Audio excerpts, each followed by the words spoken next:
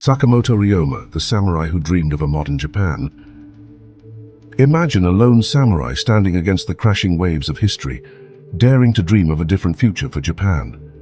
This is the story of Sakamoto Ryoma, a revolutionary who changed Japan forever.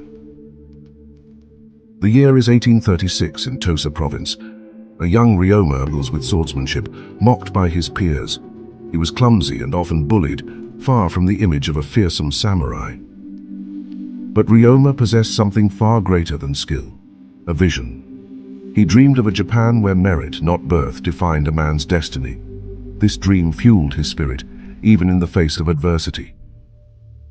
His older sister Otome recognized his potential. In secret, she trained him, instilling in him the true meaning of strength, perseverance. This lesson would shape Ryoma's path, guiding him through the turbulent years ahead. Years later, Ryoma stands as a young man, a samurai with a rebellious spirit. He wears the traditional garb, but his demeanor is different, lighter, freer. He secretly devours Western books, hungry for knowledge. As he matured, Ryoma grew restless, witnessing Japan stagnate while the world advanced. He saw the Tokugawa shogunate as corrupt and outdated, a system ripe for change. Questioning the shogunate, however, was a dangerous act. In a clandestine meeting, samurai debated whether to rebel or remain loyal. The tension was palpable, the stakes impossibly high.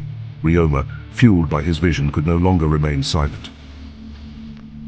"Japan must not be ruled by fear," Ryoma declared, his voice resonating with conviction. "If we don't change, we will be destroyed. I will fight for a new Japan." He renounced his clan, becoming a ronin, a masterless samurai. He was a revolutionary, bound only by his ideals. Ryoma embarked on a journey to reshape his nation, one step at a time. Ryoma traveled across Japan, engaging with both samurai and commoners. He adopted a unique style, blending Western and Japanese clothing, carrying a revolver instead of a katana. He was no ordinary samurai. He didn't just dream of change, he actively pursued it. Ryoma believed that Japan needed unity, not civil war, and he fought for peace when others sought power. He dared to do the unthinkable. Ryoma brokered a meeting between the Choshu and Satsuma clans, bitter rivals locked in generations of hatred. The tension in the room was thick, hands gripping swords ready to strike. "Enough blood has been spilled," Ryoma proclaimed, stepping forward. "We do not need more warriors.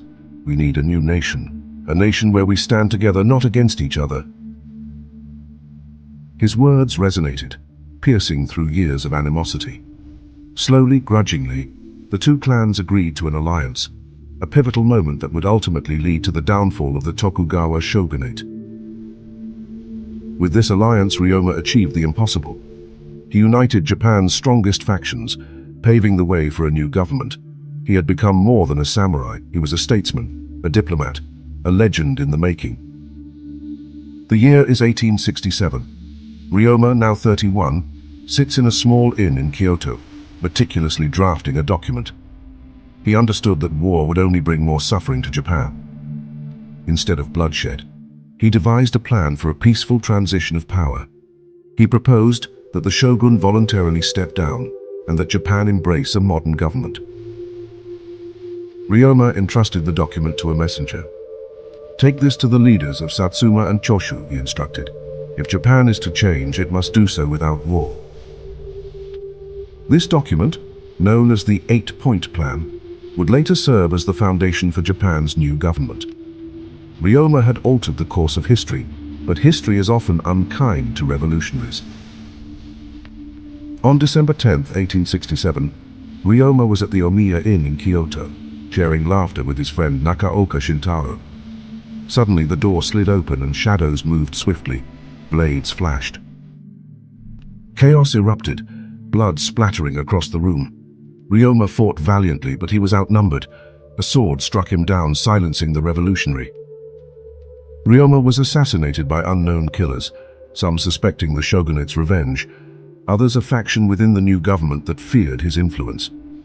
Regardless, his life was tragically cut short. In his final moments, Ryoma's bloodied hand gripped his sword one last time before falling to the ground. Though his body perished that night, his vision lived on. Within months, the Tokugawa shogunate collapsed. Japan embraced modernization, and Sakamoto Ryoma's dream became a reality. Today, a statue of Ryoma stands tall in Kochi Prefecture, a testament to his enduring legacy. People walk past, some pausing to take pictures, honoring the man who dared to dream. Sakamoto Ryoma never lived to witness the Japan he envisioned. Yet because of him, Japan was forever transformed. He was more than a samurai. He was a visionary, a bridge between the old and the new. He was a man who saw beyond swords and bloodshed, envisioning a future where Japan could stand strong, not through war, but through unity. His legacy continues to inspire generations. A hero is not one who fights for power, but one who fights for peace. Sakamoto Ryoma. What do you think about Sakamoto Ryoma's incredible journey? If you found his story inspiring, don't forget to like, comment, and subscribe for more historical legends who changed the world. Share this video with fellow history enthusiasts, and let's keep the spirit of Ryoma alive.